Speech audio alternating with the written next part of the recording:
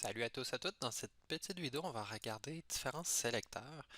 La plupart, on les a déjà un petit peu vus, sinon vous les avez vus avec les lectures, puis également les priorités par rapport aux règles et comment qu'on fait, mettons, pour calculer la couleur de fond de ces divs-là.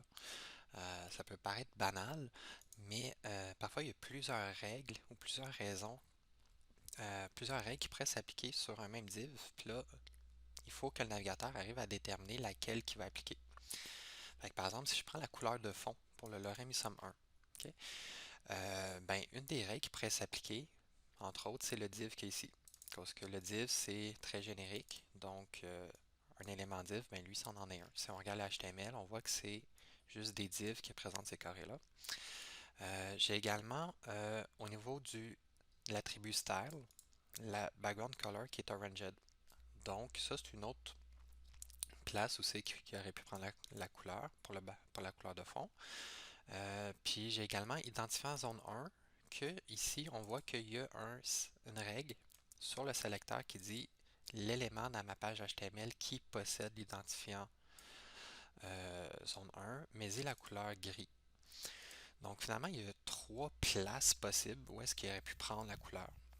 Puis ce qui va se passer, c'est qu'il existe je recommence, des priorités.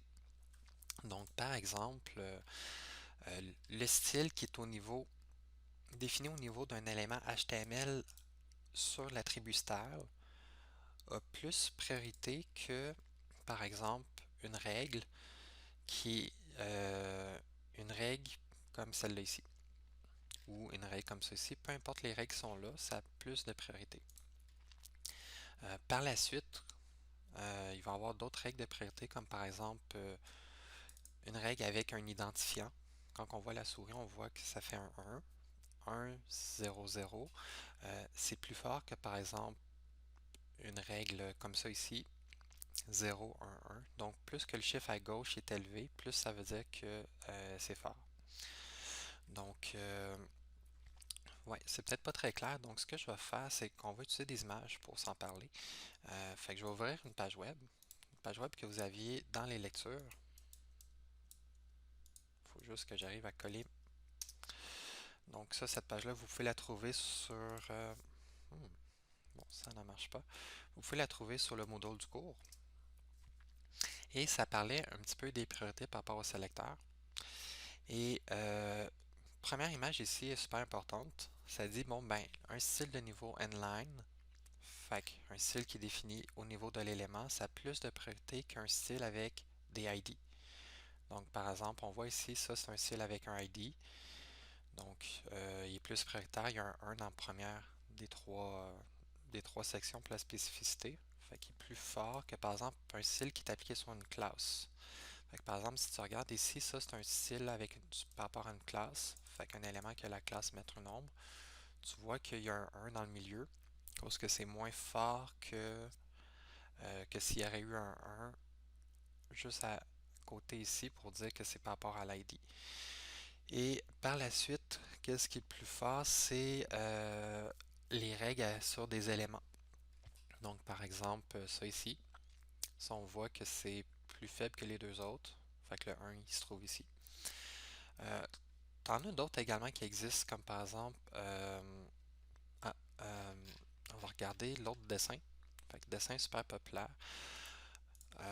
Par exemple, lui ici, ça c'est le sélecteur qui veut dire sur n'importe quel élément de la page. Fait que peu importe quoi, que ce soit ça s'applique autant sur le body que sur un div, sur une image.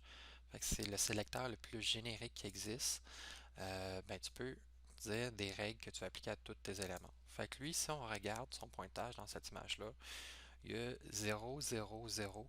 Fait que ça vaut pas grand-chose. Ça veut dire que si je définis une propriété CSS ici, à la minute que j'ai une autre règle qui a une spécificité plus grande, ben ça va prendre le dessus pour l'élément.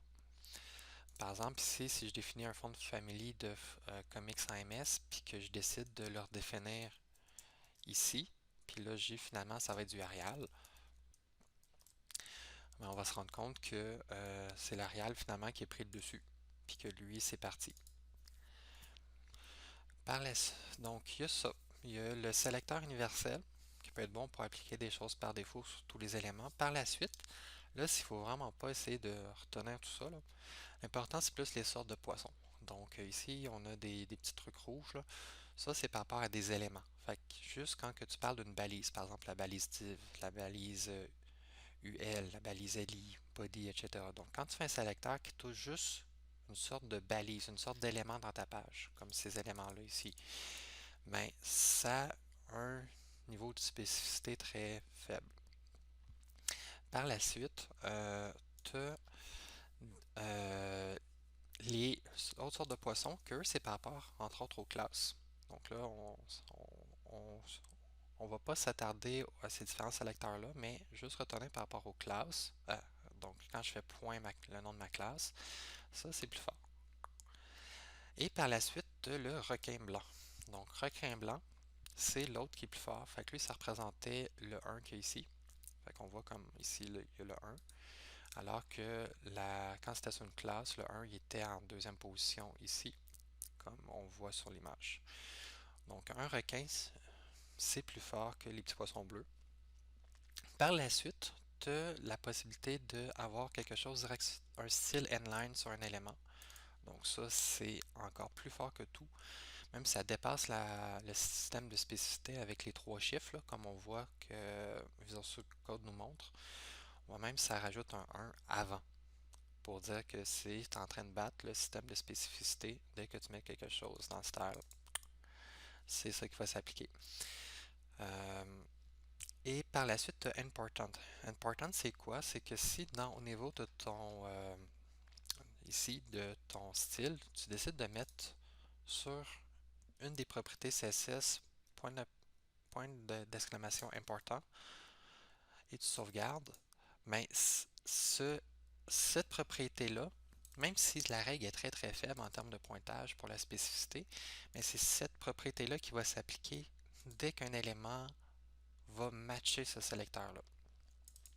Donc, important, ça permet de faire des hacks au niveau du CSS. Et ça ne devrait jamais être utilisé, mais c'est utilisé dans certaines bibliothèques. Donc, par exemple, Bootstrap, je pense à quelques endroits, il y a des importantes qui sont là. Donc, il faut juste comprendre que ça existe. Pourquoi? À cause que, à un moment donné, on va laisser de modifier, par exemple, la couleur de fond du premier div, puis là, oh, ça ne marche pas. Puis là, on va se dire pourquoi. Puis là, on va essayer d'analyser. Puis là, en analysant, par exemple, là, ça qui est le fun avec les outils de développement, on peut aller comprendre ce qui se passe. Je peux faire un F12. Je peux prendre la petite pipette ici et je peux aller sélectionner mon élément. Puis quand je sélectionne mon élément, je suis capable de voir les styles, les règles qui existaient. Fait que tout qu'est-ce qui aurait pu s'appliquer dessus mon élément. Tu vois qu'il y en a qui sont barrés à cause qu'ils n'ont pas été retenus pour le background.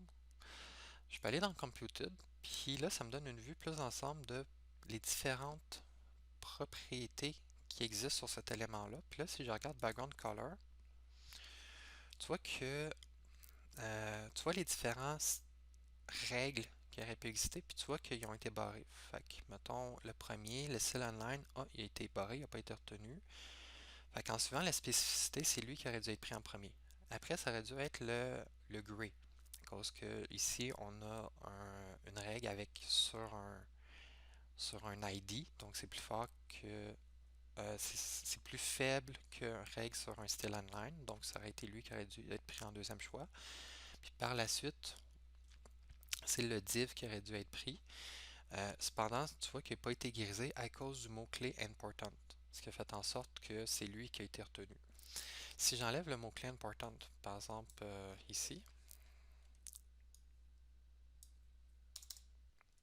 je sauvegarde, on se rend compte maintenant, si je respecte encore le même élément, je vais être sûr que j'ai bien le bon, là c'est OrangeHead qui est pris, fait que normalement il est mis dans l'ordre de la spécificité, sauf quand on a mis un important, mais on n'est jamais supposé d'utiliser ça, donc le OrangeHead, après ça le gray, puis le bleu. Ce que va faire le navigateur, c'est que pour chacune des propriétés qui existent, chacune, individuellement, il va aller voir c'est quoi les règles qui existent qui parlent de cette propriété-là. Par exemple, le background color, il se trouvait à plusieurs places. Il se trouvait dans la règle il se trouvait dans la règle de l'identifiant 1 ici, il se trouvait ici.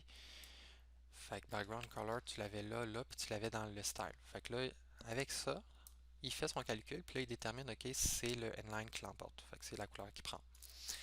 Même chose, par exemple, le fond de family. Ok, le fond de family, tu vois que ici, ça a été défini au niveau de la règle pour le div. Donc, c'est lui qui a eu priorité. Donc, c'est ça qui s'est affiché. Et le sélecteur générique, le étoile, qui définissait le comic sans MS, ben, il a été ignoré. Donc, c'est le travail que va faire le navigateur. Il doit, pour chacune des propriétés, aller voir où est-ce que ça a été utilisé, puis est-ce que la règle s'applique à moi, puis si oui, il fait son petit calcul de spécificité, pour savoir lequel utiliser.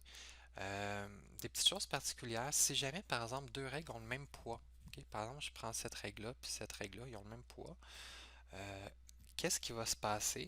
C'est que si les mêmes propriétés sont affectées, c'est la dernière règle qui a été définie qui va le remporter. Donc c'est la dernière règle qui va être celle qui va, voyons, qui va donner la valeur de sa propriété.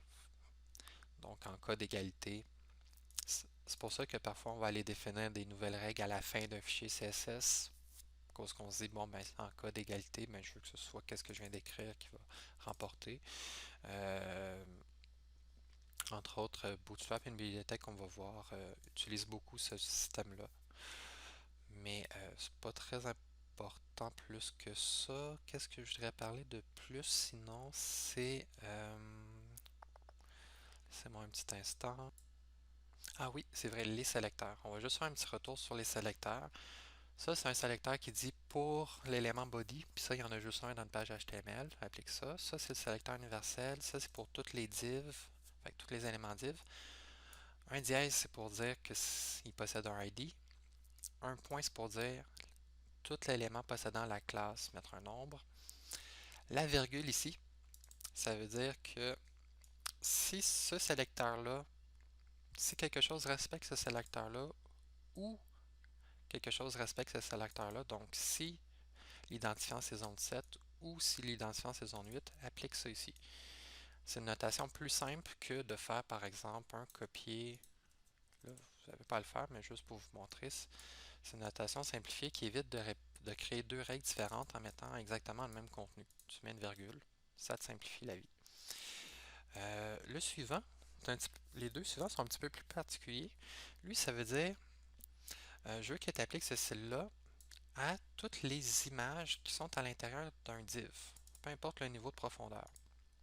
Fait que, par exemple, ici, tu vois, j'ai cette image-là qui est à l'intérieur du div, celle-là à l'intérieur du div, et j'ai celle-là que l'image est tout ça à l'intérieur du div, mais c'est pas son parent direct. Il y a un span entre les deux. Donc, lui ici, il va pas regarder si le div c'est son parent ou son grand-parent. Il fait juste regarder est-ce qu'il y a un div en haut de moi à un certain niveau. Donc, cette image-là, il va dire oui, j'ai un div en haut de moi. Cette image-là, il va dire oui, j'ai aussi un div en haut de moi. Lui, c'est mon parent direct, puis lui, c'est mon grand-parent. Fait que, dans ce cas-là, les deux images euh, respectent ce sélecteur-là. Ce sélecteur-là ici, c'est pour dire les enfants directs. Donc, par exemple, ici, l'image, son parent direct, c'est un div. Donc, il respecte ce sélecteur-là. Cependant, cette image-là ici, son parent direct, c'est un span. C'est pas un div. Donc, il ne respecte pas ce sélecteur-là ici. Donc, il y a des choses, par exemple, dans Bootstrap, etc., qui vont s'appliquer juste aux enfants directs. Donc, juste savoir ce sélecteur-là. Et par la suite, ça ici, ça veut dire un div qui possède la classe fond orange. Donc, par exemple, si j'ai un div qui possède la classe fond orange, c'est pour ça qu'il est... bon, j'ai un background color ranged ici. Mettons, je prends l'autre en bas. Parce que le style ici, il est plus fort que la classe, mais lui ici, si ce ne serait pas un div, par exemple, ce serait un span. ben il ne matcherait pas ce sélecteur-là. Tu vois, le fond, il est pas orange. Donc c'est tout. C'est les sortes de sélecteurs qu'on vous demande de connaître pour le cours.